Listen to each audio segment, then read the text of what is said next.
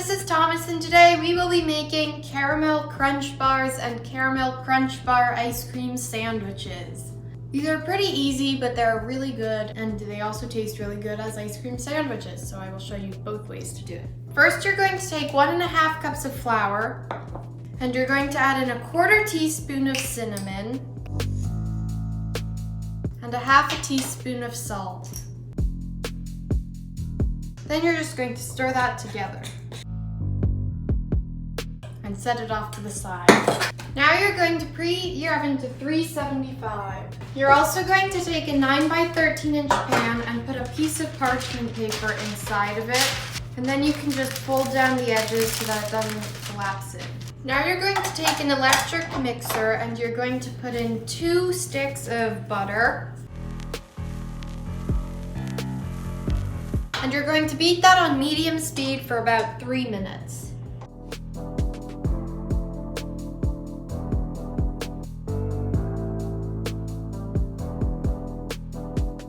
Once that's done, you're going to add in 1/4 cup of granulated sugar and 1/2 cup of brown sugar.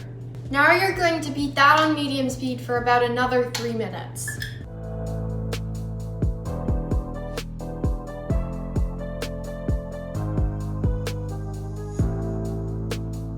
Once you're done with that, you probably need to scrape down your bowl. And then you're going to add in 1 teaspoon of vanilla. And you're just going to mix that in on a pretty low speed. Now you're going to add in your dry ingredient mixture, which you mixed together earlier. You want to just go very slowly here so it doesn't go poof. And you want it to be crumbly when you stop. You don't want to keep going too long yet.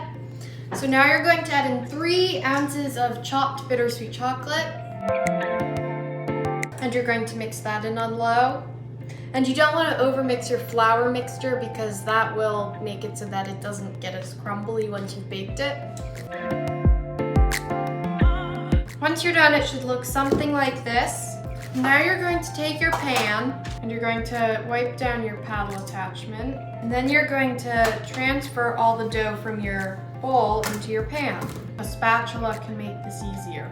This dough is going to be pretty sticky and a little bit difficult to work with, but eventually it'll get into the pan. And now you're just going to press this all into the pan so that it's just one even layer. Sometimes it's easier to wet your hands while you're doing this because it's pretty sticky and you need to get it pretty thin.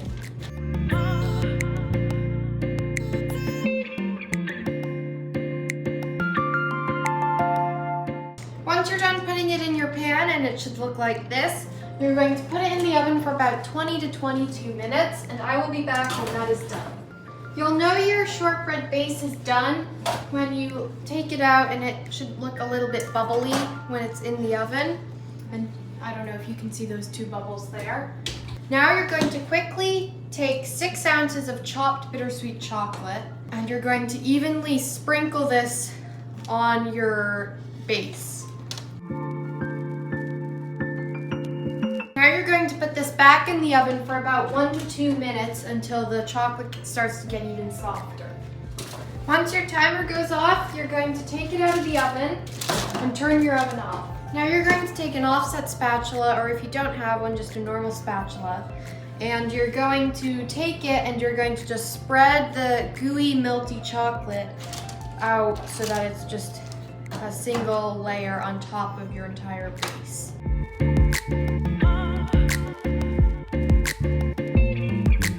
Now you're going to take some little Heath toffee bits, about 3/4 of a cup, and you're going to sprinkle them on top of your chocolate.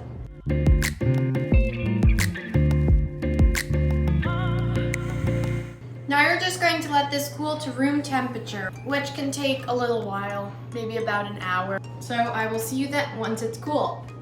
If your shortbread base is cool, and the pan is cool, but the chocolate is not yet set, you can put your whole thing in the fridge. So I'm going to do that for another like 20 minutes, and then I'll be back to come do the next step. Once everything is set, you're going to take a not very sharp knife, and you're just going to go around the edges of your thing to loosen it from the pan. And then you should just be able to lift it right out and onto your cutting board. Now I'm just going to chop off a little bit of the ends because they aren't as pretty. And you can also eat these. So these are delicious by themselves, and you can just cut them into little small pieces and eat them that way. But they're even better if you make ice cream sandwiches out of them. So I'm going to cut these into bigger pieces, like 3 or 4 inch squares. So I had to put these back in the fridge because they were getting a little bit runny, but now that they are all set, I'm going to take one of these little pieces of shortbread and turn it upside down, and then I'm going to scoop some ice cream, I'm using vanilla ice cream, onto it, and I'm going to do about this much, but you can do as much or as little as you want. And then I'm just going to take another bar and just push it down. And then I can just even off the edges. And there's a caramel crunch bar ice cream sandwich. So now I'm going to take a bite of it.